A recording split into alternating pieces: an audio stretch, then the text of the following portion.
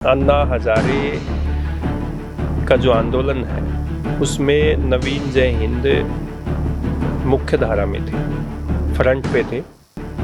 जब भी उनसे ये बात पूछी जाती है, कहते मैंने मनोहर लाल जब चीफ मिनिस्टर थे खूब उनके खिलाफ आवाज़ उठाई। भारतीय जनता पार्टी का जो मकसद है ना नवीन जय हिंद पे डोरे डालने का जो है वो यही है। पहला तो अरविंद केजरीवाल की नब्ज समझते हैं।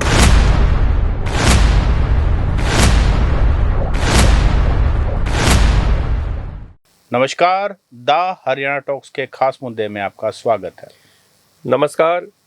खास मुद्दे में हम बात करेंगे पंजाब चुनाव को लेकर।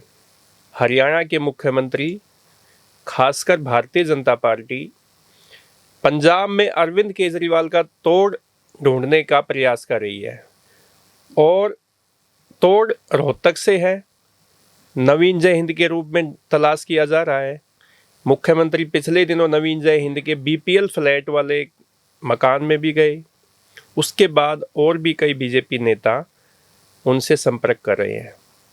और अगर आप ध्यान से टाइमलाइन देखें नवीन जय हिंद की, तो जो नवीन जय हिंद हर मुद्दे को बड़ी मुखर होकर के उठाते थे, आजकल थोड़ा थोड़ा वो ढीले हो गए हैं और उनकी शैली के अंदर वो तीखापन नहीं है जो सरकार के प्रति होता था। कुछ नरम दिखाई दे रहे हैं। क्या इसके पीछे कोई राजनीतिक कारण है? क्या इसके पीछे कोई पर्सनल रीज़न है, या हरियाणा में मुद्दे ही ख़त्म हो गए जो नवीन जय हिंद ने मुखर होना बंद कर दिया है? तो क्या नवीन जय हिंद के रूप में भारतीय जनता पार्टी दो अरविंद, एक अरविंद केजरीवाल और एक अरविंद शर्मा। अरविंद शर्मा हरियाणा में ब्राह्मणों के बड़े नेता हैं और अरविंद केजरीवाल पंजाब में अभी 2027 में चुनाव होने वाले हैं, उसमें अरविंद केजरीवाल की बड़ी भूमिका रहने वाली है क्योंकि आम आदमी पार्टी के वो संयोजक हैं और चुनाव में बड़ी बहुत ही रणनीति के साथ मैदान में उतरते हैं। तो नवीन जय हिंद क्या भारतीय जनता पार्टी की इस रणनीति को सफल करने में कामयाब होंगे? क्या नवीन जय हिंद भारतीय जनता पार्टी ज्वाइन करेंगे या नहीं करेंगे तो समय बताएगा।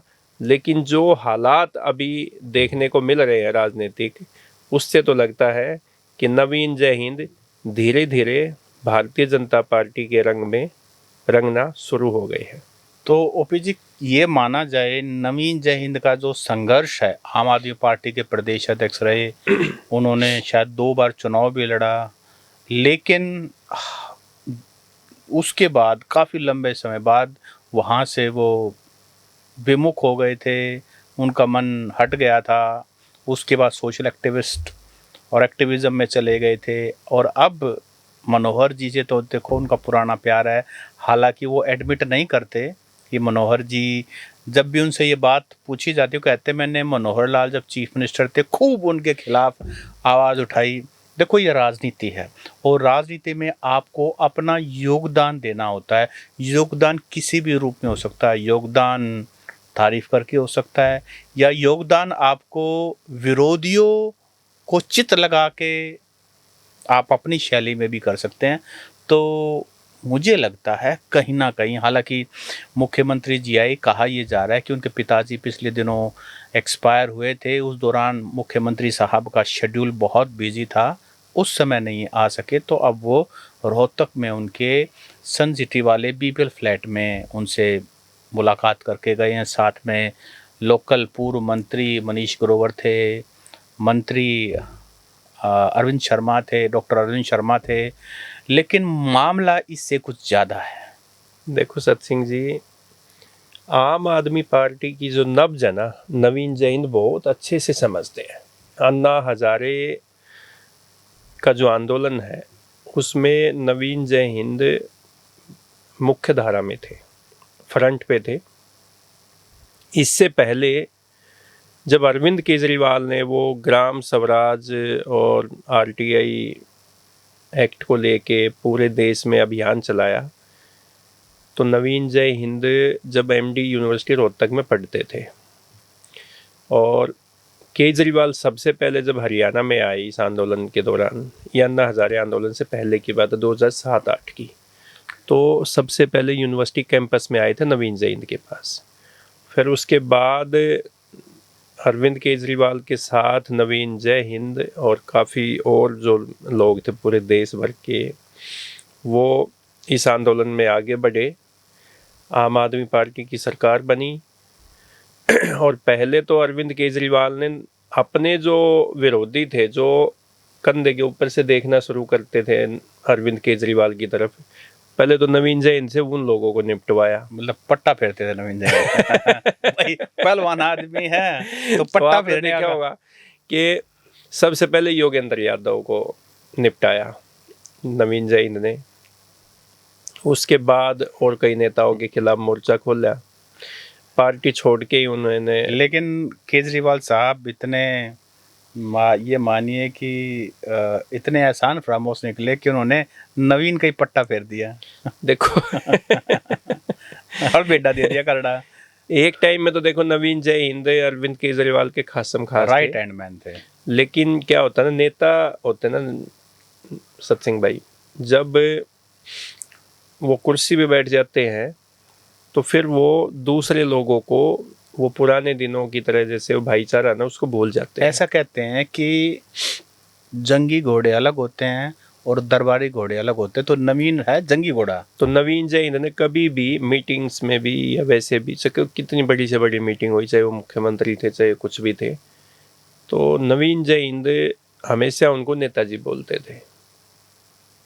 उन्होंने ऐसे नहीं कि भाई वो सीएम बनेंगे तो फिर वो दूरियां बना लेंगे, वो सब चीज़ें हो जाएंगे।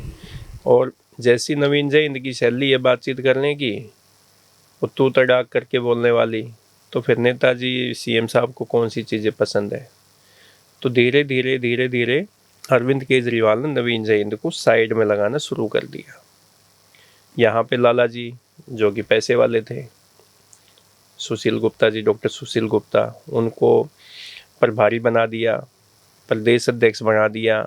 नवीन जय हिंद को पार्टी से आज तक निकाला नहीं है। आप ये भी बात देखिए कि नवीन जय हिंद को आम आदमी पार्टी से ऑफिशियली मुझे नहीं लगता कि निकाला है। वो खुद ही फिर धीरे धीरे अपने, जब होता ही है, जब नेता की किसी की अनदेखी शुरू हो जाती है पार्टी संगठन में, तो वो अपने आप ही दूरियां बना लेता है। नहीं, इसमें ये भी है कि नवीन जैन की ना पॉलिटिकल एक्सप्रेशंस कुछ ज़्यादा हो गई थी और जितनी शक्तियाँ वो चाह रहे थे कि अरविंद केजरीवाल उनको दे, जितना रोप उनको दे, उतना अरविंद केजरीवाल ने उनको नहीं दिए।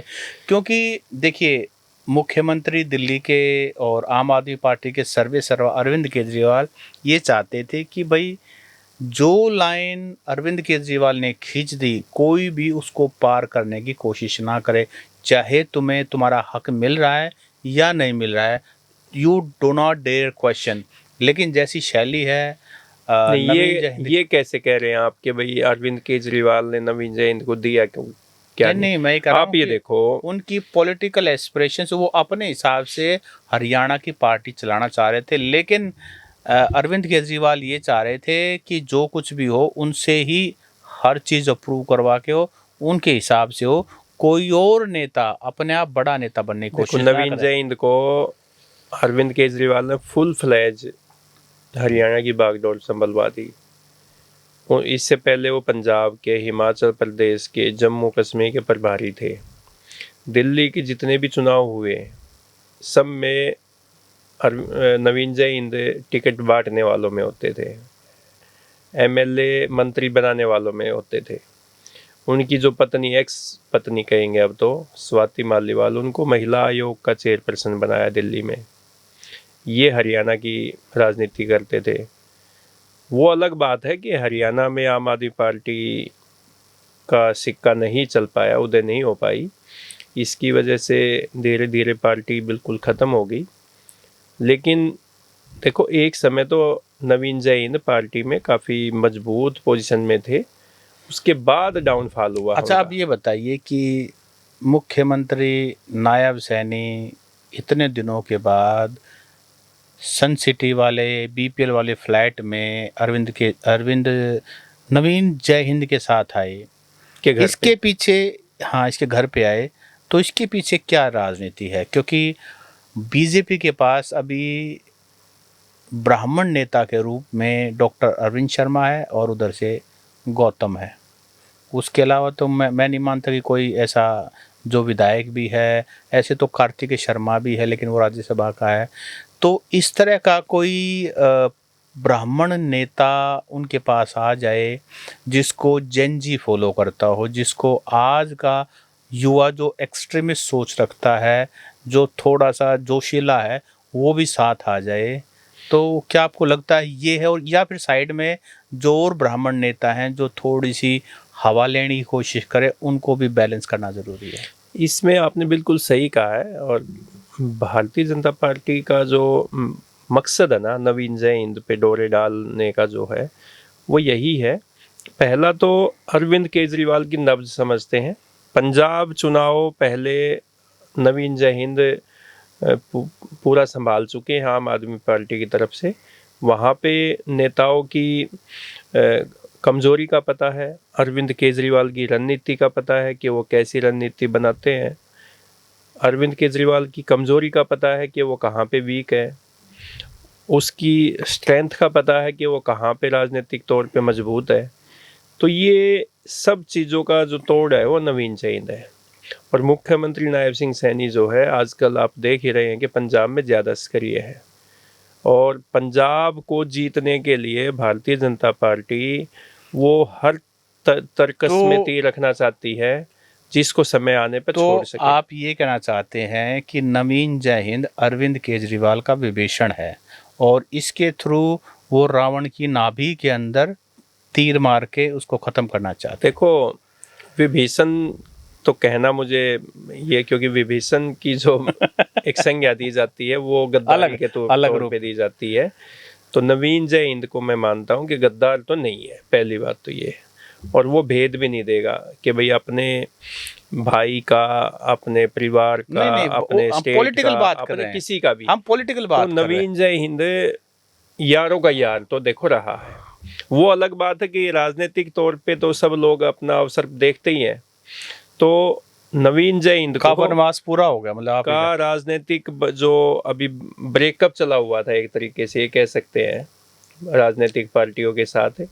पहले राजनीति में थे, फिर सामाजिक जीवन में आ गया, फिर से वो राजनीति में वापस लौटना चाहते हैं या उसको लाना चाहते हैं। एक बार जो राजनीति में रह जाए उसका जीत सारियाण करी जाए, क्योंकि कोई खिड़की खोलनिया हो, कोई कुर्सी देनिया हो, कोई हटलो करनिया हो।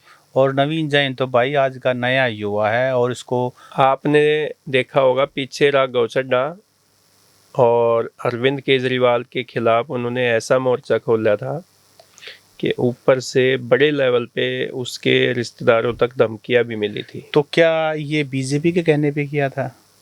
नहीं, ये देखो, अरविंद केजरीवाल और नवीन जय हिंद के आपस में 36 का आंकड़ा तो है ही। और जब 36 का आंकड़ा राजनीति में आ जाता है तो फिर वो एक दूसरे को मार के आगे बढ़ने की रणनीति होती है राजनीति में। तो एक नेता जो है दूसरे नेता को मार के ही आगे राजनीति में कामयाब होता है। अच्छा, मुझे बताइए, डॉक्टर अरविंद शर्मा भी हैं, आज के दिन मंत्री भी हैं, उनको बहुत लंबा चौड़ा एक्सपीरियंस भी है और इस एरिया में क्योंकि रोहतक के एमपी रह चुके हैं और यहाँ के लोगों की शैली, यहाँ के लोगों की बोली, यहाँ के लोगों का मिजाज बहुत अच्छी तरह समझते हैं। जब उनके पास ऐसा अनुभवी नेता है तो फिर नवीन जय हिंद कहाँ फिट बैठता है बीजेपी आज के टाइम में ब्राह्मण जो है वो थोड़ा सा विचलित है। अच्छा, ब्राह्मण समाज ना कांग्रेस पार्टी में उनको मान सम्मान उतना मिल पा रहा है, ना भारतीय जनता पार्टी में मान सम्मान उतना मिल पा रहा है। तो आज के टाइम में आप देखोगे तो ब्राह्मण राजनीति अभी ऐसे ही अनबैलेंस ही है। तो भारतीय जनता पार्टी चाहती है कि ब्राह्मण राजनीति, जो ब्राह्मण आज उनके साथ है खिसक के, पहले कांग्रेस का वोट बैंक होता था, अब वो भारतीय जनता पार्टी का वोट बैंक हो चुका है 90%। तो अब डर ये है कि भारतीय जनता पार्टी से ब्राह्मण वोट बैंक वापस ना जाए, इसलिए ब्राह्मणों को भी एक ऐसे नेता की ज़रूरत है बीजेपी को जो ब्राह्मणों को खींच के अपने साथ रखे, भारतीय जनता पार्टी के साथ रखे। लेकिन जो अपने इसमें मान अभी सम्मान मैं के, आपको बता दूं, इसमें एक मिनट, इसमें जो अपने मान सम्मान वाली बात कही ना, तो मान सम्मान से का मतलब वैसे मतलब ये मड़ाई का। अब मड़ाई तो आप ये मानिए, आपका प्रदेश अध्यक्ष बीजेपी में मोहनलाल कौशिक यानी कि बडोली साहब थे, उनको भी हटा दिया। और उसके पास अभी दो मंत्री हैं आपके पास, एक गौतम है और दूसरा अरविंद शर्मा है। और इसके अलावा उनके भी पंजे लग नहीं रहे हैं, क्योंकि वही मैं बात कह रहा हूँ ना कि ब्राह्मणों के काम नहीं हो पा रहे।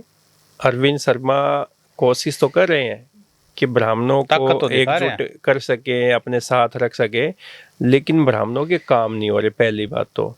फिर दूसरा, जब अरविंद शर्मा का डॉक्टर अरविंद शर्मा का जब राम कुमार गौतम के साथ जो विधानसभा में जो तकरार हुई, उसके बाद ब्राह्मणों में डॉक्टर अरविंद शर्मा के प्रति नाराजगी है।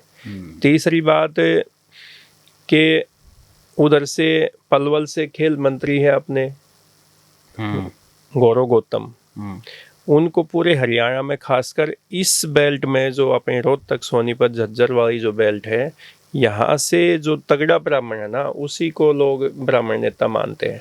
वो वैसे भी फर्स्ट टाइम एमएलए हैं। हाँ, अब बीजेपी में आप देखोगे तो रामविलास शर्मा एक बड़े ब्राह्मण नेता के रूप में जानते थे, बहुत बड़ा ब्राह्मण, उनकी तो अपना एक सामाजिक में भी बड़ी प्रतिष्ठा थी उनकी। अब उनकी एज हो चुकी है, दादा राम कुमार गौतम भी ओवर हो चुके हैं। अब डॉक्टर अरविंद शर्मा जो है वो हैं तो सही, लेकिन भारतीय जनता पार्टी थोड़ा सा बैलेंस रखती है, पावर बैलेंस करके चलती है। तो ये जो है अपने मुख्यमंत्री नायब सिंह सैनी, इनको भी डॉक्टर अरविंद शर्मा के वहाँ पे आप देखोगे सचिवालय में चंडीगढ़ में भीड़ जितनी मुख्यमंत्री के आवास पे लगती है, ऑफिस में लगती है, उतनी भीड़ डॉक्टर अरविंद शर्मा के ऑफिस में लगती है।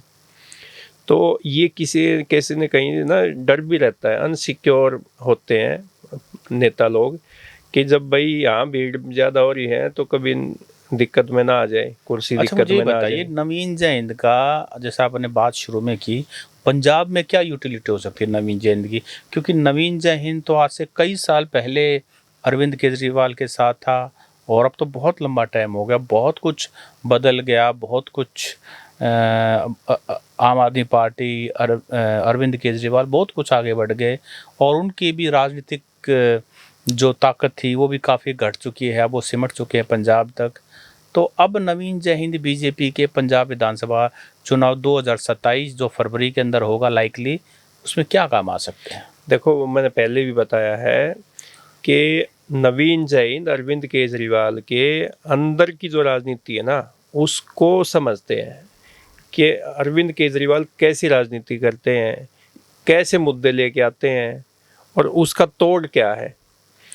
और फिर पंजाब के मोस्टली विधानसभा में अरविंद केजरीवाल के चुनाव संभाल चुके हैं नवीन जयहिंद, और नवीन जयहिंद के पास जब पंजाब के प्रभारी थे तो वहाँ के वोटर्स का डाटा, वहाँ के आम आदमी पार्टी के जो कार्यकर्ता हैं उनका डाटा भी नवीन जयहिंद के पास पड़ा है। 7 जो उनके राज्यसभा एमपी आए थे वो भी बहुत कुछ ले आए होंगे।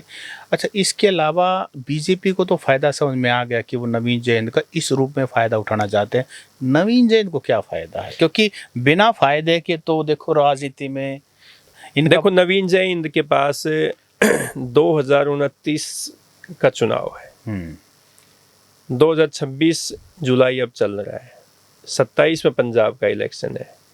तो नवीन जयहिंद के साथ कोई ना कोई ये राजनीति में घुसने का एक बहुत बड़ा अवसर है, क्योंकि अभी किसी पार्टी के साथ नवीन जयहिंद जुड़ता है तो अगले 2 साल में काम करके वो कोई अपना लोकसभा की सीट या विधानसभा की सीट तलाश कर सकते हैं, और पार्टी संगठन में कोई पद मिल सकता है, कोई चेयरमैन मिल सकती है। देखो, आज के टाइम में लोग उसी नेता के साथ जुड़ते हैं जिसके हाथ में थोड़ी ताकत है, किसी अधिकारी को फ़ोन फान खुड़काने की उसके पास पावर है, या किसी का छोटा मोटा काम करवा देता है। इसके अलावा आज के टाइम में भारतीय जनता पार्टी ने नेताओं की ऐसी दुर्गति कर रखी है कि जनता जो है ना नेता के पास अब उतने पहले जब जाती थी ऐसे नहीं जाती अब। अब तो ये है कि किसी के इंडिविजुअल काम हो जाएंगे, उसी के साथ पब्लिक लगती है। तो क्या इस सब के पीछे मनोहर लाल की ताकत है जो रिमोट कंट्रोल है? क्योंकि हरियाणा में मुख्यमंत्री का रिमोट कंट्रोल भी मनोहर जी के पास है, बाकी तो किसी के कोई। देखो, नवीन जयहिंद मनोहर लाल के ही कभी भी मैंने देखा है, आप कभी प्रेस कॉन्फ्रेंस उठा के देख लीजिए नवीन जयहिंद की, या कोई और स्टेटमेंट देख लीजिए, मनोहर लाल के प्रति उनकी भावना या उनका सॉफ्ट रवैया रहा हमेशा से ही। कभी कहते हैं कि भाई मनोहर लाल जी का देखो काम तो है ठीक, उनकी नौकरियों में पारदर्शिता, और एक बात का जिक्र हमेशा करते हैं कि मैं तो वो डिप्टी लग गया था फिजिकल एजुकेशन में, उनका तो मेरिट में नाम भी आ गया था, उन्होंने ज्वाइन नहीं किया। तो कहते हैं भाई मनोहर लाल ने तो उसको कह दिया था भाई हम तो देखो तेरे को सरकारी नौकरी भी दे रहे हैं। तो हमेशा से ही आप देखोगे पिछले काफ़ी समय से मनोहर लाल जी के प्रति नवीन जयहिंद की सॉफ्ट रवैया रहा है। और मुझे लगता है कि नवीन जयहिंद के आसपास जो भी लोग अब घूम रहे हैं, बीपीएल फ्लैट के आसपास जो नेता कुछ समय, या और कोई बड़े पावरफुल लोग जो नवीन जयहिंद के बीपीएल फ्लैट के आसपास आपको इधर उधर आते जाते देख रहे होंगे, वो सब मनोहर लाल की टीम है। जी, तो साथियों, आपको क्या लगता है कि क्या बहुत जल्दी नवीन जयहिंद बीजेपी ज्वाइन कर सकते हैं? क्या बीजेपी उनको पंजाब विधानसभा चुनाव के लिए यूज कर सकती है? और इसके पीछे अगर ऐसा होता है तो नवीन जयहिंद इसके बदले बीजेपी से क्या चाहते हैं? ये आप हमें कमेंट करके बताएं। नमस्कार।